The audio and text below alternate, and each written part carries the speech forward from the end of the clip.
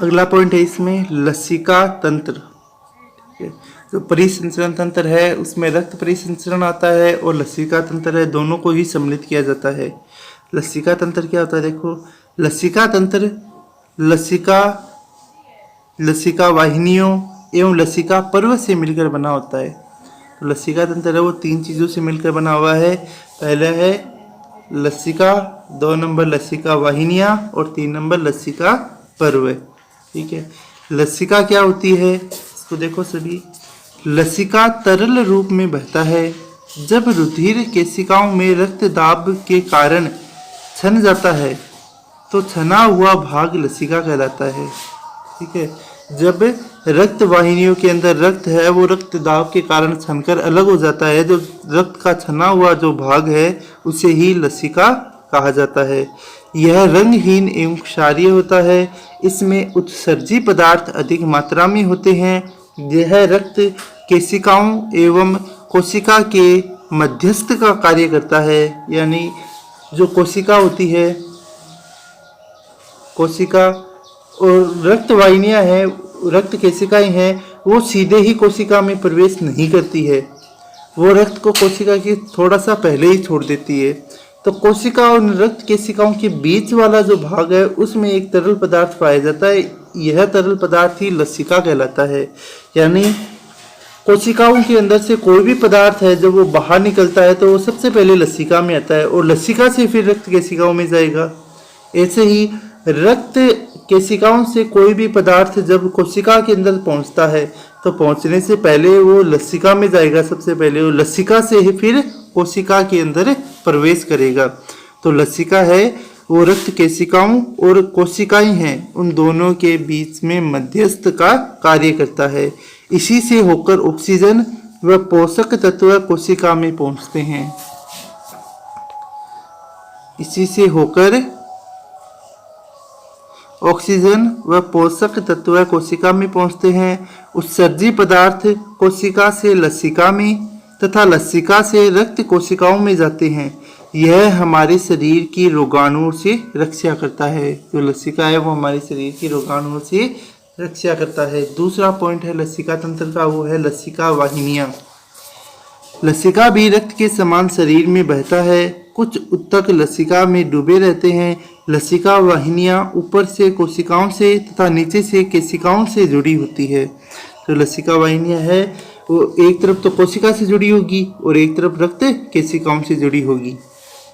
फिर लसिका पर्व या गांठ। लसिका वाहिनियों में जगह जगह गांठें होती है। इन गांठों में लसिका कोशिकाओं का जाल होता है। लसिका गांठ का टॉन्सिल है, ठीक, गले में पाए जाने वाले टॉन्सिल है वो लसिका गांठ का एक उदाहरण है। इसके अलावा लसिका गांठ गर्दन में, सिर में, पेट में पर भी उपस्थित होती है। तो ये लसिका जो गांठ है जिसके अंदर लसिका वाहिनियों के जाल पाए जाते हैं, ये हमारे शरीर में अलग अलग भागों में पाई जाती है। तो ये पूरा हो गया लसिका तंत्र। लसिका तंत्र का मुख्य कार्य होता है रक्त में से उपस्थित पोषक तत्व है, ऑक्सीजन है, उनको कोशिका के अंदर पहुंचाना और कोशिका में उपस्थित उत्सर्जी पदार्थों को कोशिका से बाहर निकालना। तो ये लसिका का मुख्य कार्य हो गया। फिर रुधिर और लसिका में अंतर। अगला पॉइंट है रुधिर तथा लसिका में अंतर। सबसे पहला अंतर है रुधिर लाल रंग का होता है जबकि लसिका है वो रंगहीन होती है। रुधिर लाल रंग का होता है क्योंकि इसके अंदर हीमोग्लोबिन वर्णक पाया जाता है और लसिका है वो रंगहीन होती है। दूसरा अंतर, रुधिर एक तरल संयोजी ऊतक होता है। रुधिर एक तरल संयोजी ऊतक होता है जबकि लसिका है वो छनित रक्त होता है। रक्त का छना हुआ भाग ही लसिका का निर्माण करता है। तीसरा अंतर, WBC की संख्या कम। रुधिर है, रुधिर में WBC की संख्या कम होती है, ठीक है, 7000 घन मिलीमीटर पाई जाती है, जबकि लसिका के अंदर WBC की संख्या अधिक होती है। रुधिर में प्रोटीन अधिक पाया जाता है जबकि लसिका में प्रोटीन कम मात्रा में पाया जाता है। रुधिर में ऑक्सीजन एवं पोषक पदार्थ अधिक होते हैं, जबकि लसिका के अंदर ऑक्सीजन एवं पोषक पदार्थ कम पाए जाते हैं। रुधिर के अंदर उत्सर्जी पदार्थ है वो कम होते हैं, जबकि लसिका के अंदर उत्सर्जी पदार्थ है वो अधिक होते हैं। तो ये रुधिर और लसिका में अंतर है। ठीक है, ये अंतर भी इम्पोर्टेंट है, पेपर के अंदर पूछा जा सकता है।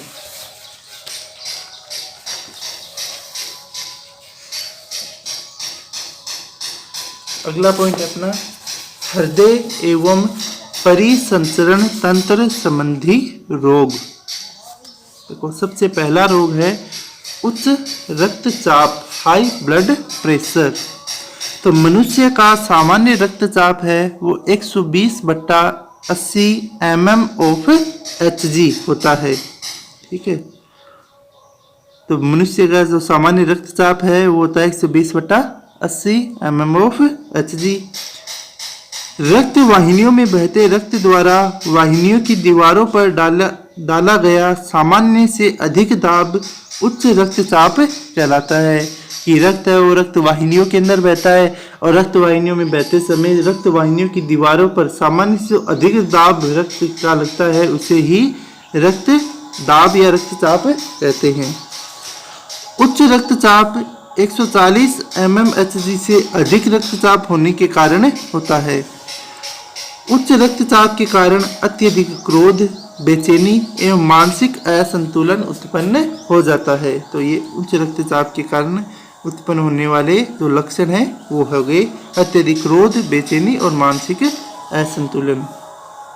फिर परिसंचरण संबंधी दूसरा जो रोग है वो है निम्न रक्तचाप, low blood pressure. Low blood pressure क्या है? रक्त वाहिनियों में बहते रक्त द्वारा वाहिनियों की दीवारों पर डाला गया सामान्य से कम दाब निम्न रक्तचाप कहलाता है। और उच्च रक्तचाप था कि रक्त वाहिनियों में बहते रक्त द्वारा वाहिनियों की दीवारों पर डाला गया सामान्य से अधिक दाब, वो उच्च रक्तचाप, और सामान्य से कम दाब होता है वो निम्न रक्तचाप कहलाता है। निम्न रक्तचाप 60 mmHg से कम दाब पर होता है। फिर हृदय धमनी रोग। हृदय धमनी रोग, हृदय धमनी रोग में धमनी की भित्ति मोटी होती है, इसमें धमनी में रक्त प्रवाह कम हो जाता है। धमनी की भित्ति मोटी होने के कारण हृदय धमनी रोग है वो उत्पन्न होता है। इसमें धमनी की जो भित्ति है वो मोटी हो जाती है और धमनी के अंदर रक्त प्रवाह है वो कम हो जाता है। अगले रोग का नाम है हृदयपात। इसमें हृदय में रक्त का प्रवाह कम हो जाता है। हृदयपात के अंदर जो रक्त का प्रवाह है वो कम हो जाता है। अगले रोग का नाम है हृदयघात या मायोकार्डियल इंफ्रैक्शन। इस रोग में हृदय कार्य करना बंद कर देता है, अर्थात रक्त का परिसंचरण रुक जाता है। अगला रोग है कपाटीय रोग। इस रोग में कपाट ठीक तरीके से कार्य नहीं करते, जिससे रक्त विपरीत दिशा में चला जाता है। कपाट का मतलब होता है जो द्विवलन, त्रिवलन कपाट है, फुफ्फुसीय कपाट है, एरोटिक कपाट है। कपाटीय रोग के अंदर होता है जिससे रक्त है कपाट है वो ठीक तरीके से बंद नहीं हो पाते, इसलिए रक्त है वो विपरीत दिशा में जाने लग जाता है। अगला रोग का नाम है कोरोनरी थ्रोम्बोसिस। इस रोग में शरीर की कोरोनरी धमनी में रक्त का थक्का बन जाता है। शरीर की कोरोनरी धमनी के अंदर रक्त का थक्का बनने के कारण कोरोनरी थ्रोम्बोसिस रोग है वो उत्पन्न होता है। हृदय अवरोध। एसएन से उत्पन्न आवेग हिंज बंडल तक नहीं पहुंच पाते, जिससे हृदय चक्र प्रभावित होता है। इस रोग को हृदय अवरोध कहा जाता है। अगले रोग का नाम है र्यूमेटिक हृदय रोग। यह रोग स्ट्रेप्टोकोकस विरिडिनिस जीवाणु के कारण होता है। इस जीवाणु के कारण हृदय की पेशियां कमजोर हो जाती है।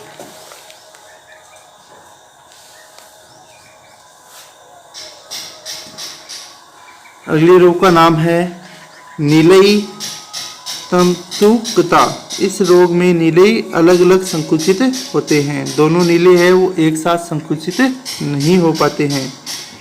अगला रोग है हृदय शूल। इस रोग में धमनियों में ऑक्सीजन की कमी हो जाती है तथा हृदय की भित्तियों को रक्त पर्याप्त मात्रा में नहीं मिल पाता है, और हृदय की भित्तियों को रक्त पर्याप्त मात्रा में नहीं मिलने के कारण हृदय शूल रोग है वो उत्पन्न होता है। और लास्ट जो रोग है वो है पेरिकार्डियोटिस है। यह रोग हृदय के चारों ओर जो हृदय आवरण होता है, हृदय आवरण में जो हृदय का दूसरा आवरण होता है पेरिकार्डियल के अंदर सूजन आ जाने से यह रोग यानी पेरिकार्डियोटिस रोग उत्पन्न होता है। तो पेरिकार्डियम में सूजन आने से पेरिकार्डियोटिस रोग होता है। तो ये अपना जो परिसंचरण तंत्र का चैप्टर है वो यहाँ पर कंप्लीट हो गया। परिसंचरण तंत्र के चैप्टर में रक्त समूह है, दोहरा रक्त परिसंचरण तंत्र, हृदय की बाह्य एवं आंतरिक संरचनाएं और लसिका तंत्र है। ये टॉपिक हमने पूरे कर लिए।